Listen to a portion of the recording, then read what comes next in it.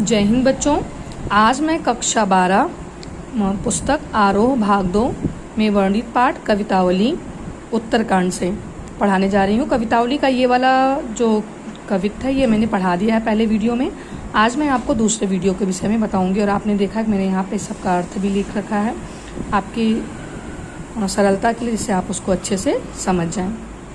तो चलिए शुरू करते हैं। खेती न किसान को, भिखारी को न भीख बलि, बनिक को न बनिज, न चाकर को चाकरी। तुलसीदास जी श्री राम भक्त शाखा के कवि हैं। उन्होंने श्री रामचंद्र जी की भक्ति की है। तो तुलसीदास जी के समय में इतनी ज़्यादा गरीबी फैली हुई है, तो उसी का वर्णन उन्होंने इसमें किया हुआ है। वो कह रहे हैं कि किसान के पास खेती नहीं है। जब किसान के पास खेती नहीं तो काम कैसे करेगा। भिखारी को न भीख बल, न तो भिखारी के पास, न भिखारी को देने के लिए किसी के पास भीख है। देखिए दिख रहा है, इसमें लिखा है खेती न किसान को, भिखारी को न भीख बल। बल मतलब बुरा समय। इतना बुरा समय आ गया है उस समय कि किसान के पास खेती करने के लिए कुछ नहीं है। जब किसान खेती नहीं करेगा तो अन्न कैसे उपजाएगा। भिखारी को न भीख, और भिखारी को देने के लिए भीख भी नहीं है किसी के पास। बनी को न बनिज, बनिया जो है उसके पास कोई व्यापार करने के लिए कुछ नहीं है। न चाकर को चाकरी, न तो नौकर को, चाकर मतलब नौकर, न नौकर को कोई नौकरी करने के लिए है। जीविका विहीन लोग सीध्यमान सोच बस। जो जीविका विहीन लोग हैं वहाँ पर, जिनके पास अपना जीवन यापन करने के लिए कोई जीविका का साधन नहीं है, कुछ काम नहीं है, तो वो लोग परेशान है। सीध्यमान मतलब परेशान, सोच रहे हैं। बस कहें एक एकन सो, कहाँ जाई का करें। वो बस सोच रहे हैं और एक दूसरे से कह रहे हैं। कहें एक एकन सो मतलब एक एकन मतलब एक दूसरे से, पहला दूसरे से कह रहा है बहुत परेशान होकर कि कहाँ जाएं क्या करें। जो जीविका विहीन लोग हैं वो कह रहे हैं कहाँ जाएं क्या करें। वेद हूँ पुराण कही, लोक कहूँ बिलोकयत। वेदों में और पुराणों में कहा गया है। लोक कहूँ मतलब संसार में, बिलोकियत देखा गया है। जैसे वेदों और पुराणों में कहा गया है और संसार में देखा गया है। साकरे सबय पर राम, राम रे कृपा करे। साकरे मतलब संकट, संकट में सभी पर श्री राम, प्रभु भगवान श्री रामचंद्र जी। राम रे मतलब अपने भक्तों पर कृपा करते हैं। श्री रामचंद्र जी अपने भक्तों पर कृपा करते हैं।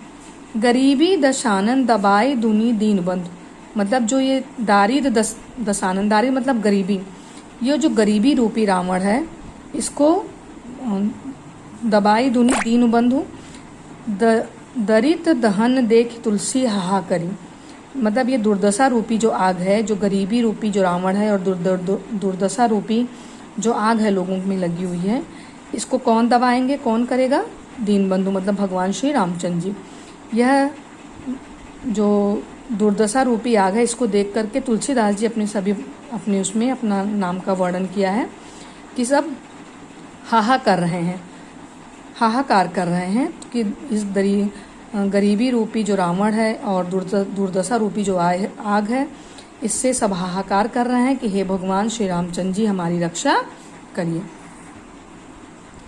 अब आगे देखिए, आगे के लाइन में है कि धूत कहो अवधूत कहो, रजपूत कहो जोलाहा कहो को।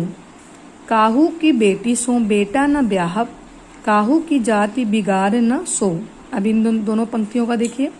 धूत मतलब मूर्ख, अवधूत मतलब सन्यासी। तुलसीदास जी कह रहे हैं कि उनको चाहे कोई किसी भी नाम से पुकारे, क्योंकि वो श्री रामचंद्र जी की भक्ति कहते थे।